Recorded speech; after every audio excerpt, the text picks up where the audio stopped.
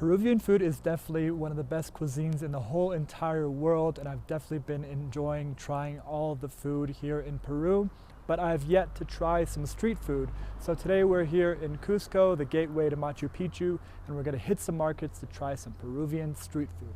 Let's go.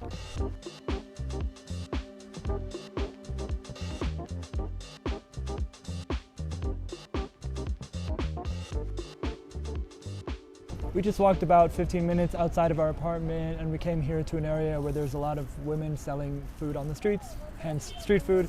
And the first thing we got was yuca that comes with some cheese and it's nice and warm. And we also got some peppers that are filled with meat and deep fried after that. Plus she gave us some extra potatoes. So first I will be trying this yuca. It's nice, it's warm, it's crispy, but it's really oily. I could definitely eat the whole thing, but I know Nicki's gonna help me. It's a little bit dry, so I definitely need something to drink with it, but very salty also, which I love.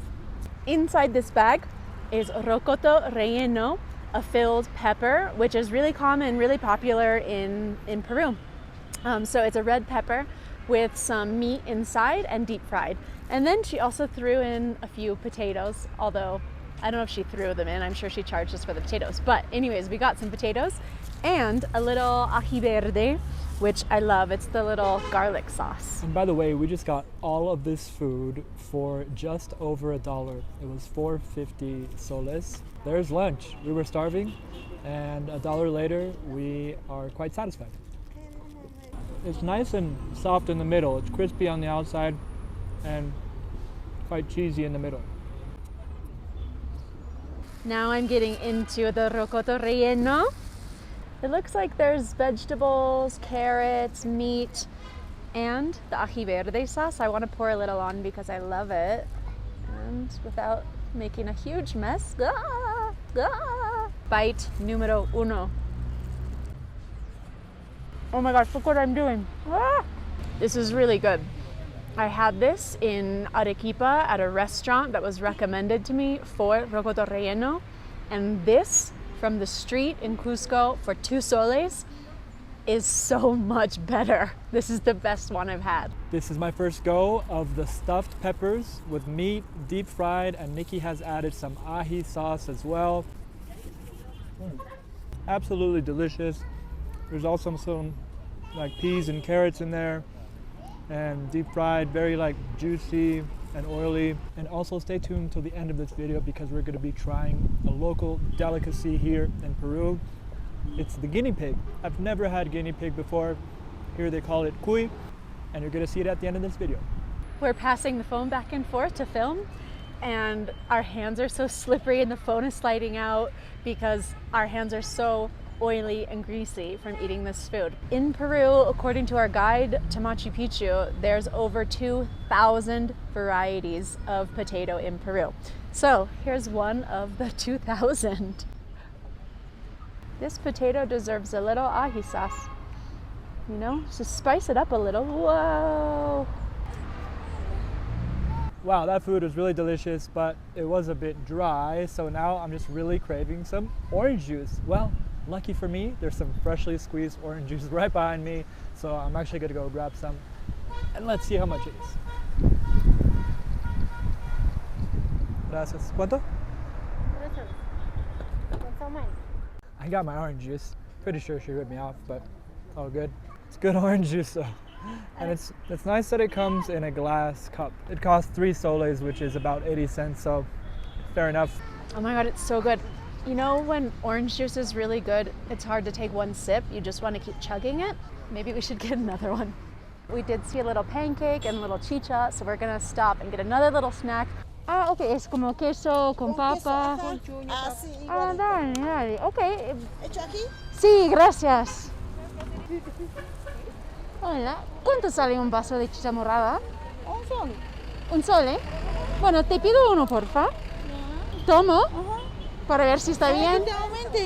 Ah, dale. Ok, ¿me ayudas con la más? Más, toma. ¿Más? Oh. Chugging chicha. Gracias. Gracias. First off, we got a chicha morada. You might have seen this drink in my food video in Lima. Just click up here if you want to see that video, open up another tab so you can watch it after this one. But I freaking love this drink. It's so refreshing and you can get it all over Peru. It's really, really cheap and it's made out of purple corn. And there's also an alcoholic version of this, which I've yet to try, but the non-alcoholic version is already pretty darn good. So cheers to chicha morada. This is a cheese pancake, from what it sounds like, a savory pancake with warm potatoes. She gave me warm ones from the little oven. And I put in more ají verde sauce because it's so good. So one bite with potato, ají verde, and cheesy. Oh yeah, it really is cheesy pancake thing. Oh, it's like straight cheese. It's like definitely cheese. Simple, but it's a nice snack. But honestly, the ají verde really makes it so good. The cheesy pancake with the potato and a little bit of ají sauce. It's true, very cheesy and almost leathery in a way. You can hear the sound of it while you chew. We had the potato and cheese pancake with ají verde. We had the rocoto relleno. We had the yuca con queso. We had the fresh squeezed orange juice and the chicha morada for a grand total of 12 soles. And we're 2 people, so $1.50 each. And we're full, and we're gonna take the pancake potato thing home. And we still want to show you some more street food on the way back home. So come with us and more street food coming your way.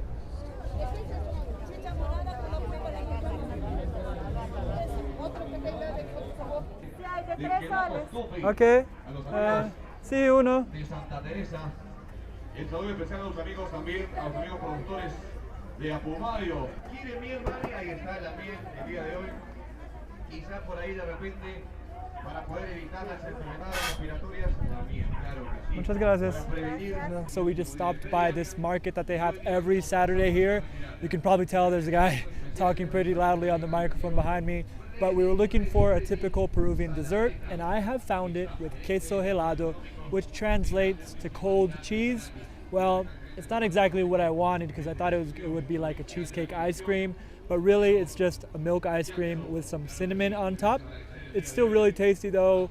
Really, the consistency is a little icier than ice cream. Typical Peruvian dessert. Now it would really be my jam if it was cold condensed milk, because then it would be even sweeter and I would enjoy it much more. So with the cinnamon that they put on top, it has a nice little flavor, but I feel like the queso helado itself is not that flavorful, but I'm definitely gonna finish mine. We're back at home for a bit, and it seems like you can't make a Peruvian food video without trying this typical Peruvian soda called Inca Kola. And what I do love about Peru is that they always tell you if it's high in sugar or high in sodium. So Inca Kola, definitely high in sugar, and it's so thin and tall. And this is gonna be my first time trying Inca Kola. Never tried it before, so let's give it a little open. The color is not the most attractive color, so let's see what happens here. All right.